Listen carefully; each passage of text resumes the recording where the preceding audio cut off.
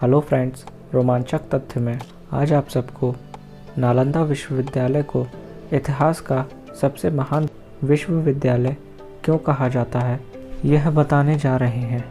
Nalanda university अभी तक के ज्ञात इतिहास की सबसे महान यूनिवर्सिटी थी। आज भले ही भारत शिक्षा के मामले में 191 देशों की लिस्ट में 145वें नंबर पर आता है, लेकिन कभी यही भारत दुनिया के लिए ज्ञान का स्रोत हुआ करता था। आज सैकड़ों छात्रों पर केवल एक अध्यापक मौजूद होता है।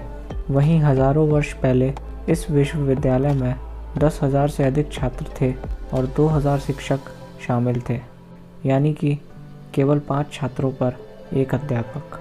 नालंदा में 8 अलग अलग परिसर और 10 मंदिर थे। साथ ही कई अन्य मेडिटेशन हॉल और क्लासरूम थे। यहाँ एक पुस्तकालय 9 मंजिला इमारत में स्थित था, जिसमें 90 लाख पांडुलिपियों सहित किताबें रखी हुई थीं।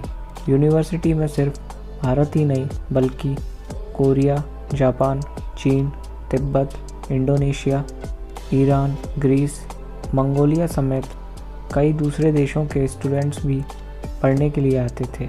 और सबसे हैरान करने वाली बात यह है कि उस दौर में यहाँ literature, astrology, psychology, law, astronomy, science, warfare, इतिहास, मैथ्स, आर्किटेक्चर, भाषा विज्ञान, इकोनॉमिक्स, मेडिसिन समेत कई विषय पढ़ाए जाते थे। इसका पूरा परिसर एक विशाल दीवार से घिरा हुआ था, जिसमें प्रवेश के लिए केवल एक मुख्य द्वार था।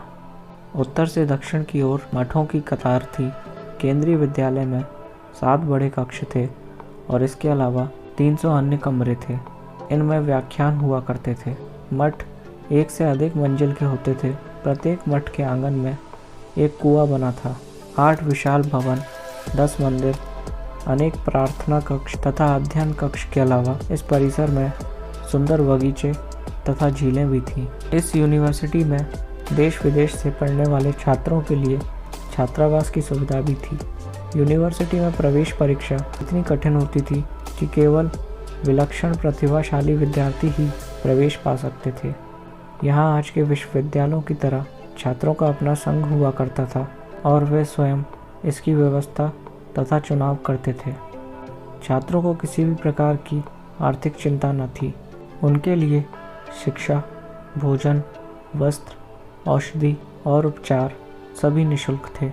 राज्य की ओर से विश्वविद्यालय को 200 गांव दान में मिले थे, जिनसे प्राप्त आय और अनाज से उसका खर्च चलता था। लगभग 800 सालों तक अस्तित्व में रहने के बाद इस विश्वविद्यालय को भूखे नंगे असभ्य आदमखोरों की नज़र लग गई। 1193 में नालंदा विश्वविद्यालय को बख्तियार खिलजी के अधीन तुर्क मुस्लिम आक्रमणकारियों ने बर्बाद कर दिया था। फारसी इतिहासकार मिन्हाज-ए-सिराज ने अपनी किताब तबक़त-ए-नासरी में लिखा है कि यूनिवर्सिटी को बर्बाद करते वक्त 1000 भिक्षुओं को जिंदा जलाया गया था और 1000 भिक्षुओं के सर कलम कर दिए गए थे। पुस्तकालय को जला दिया गया था। तत्कालीन इतिहासकारों ने लिखा है कि पुस्तकालय में किताबें लगभग 6 महीने तक जलती रही थीं और जलते हुए पांडुलिपियों के धुएं ने एक विशाल पर्वत का रूप ले लिया था।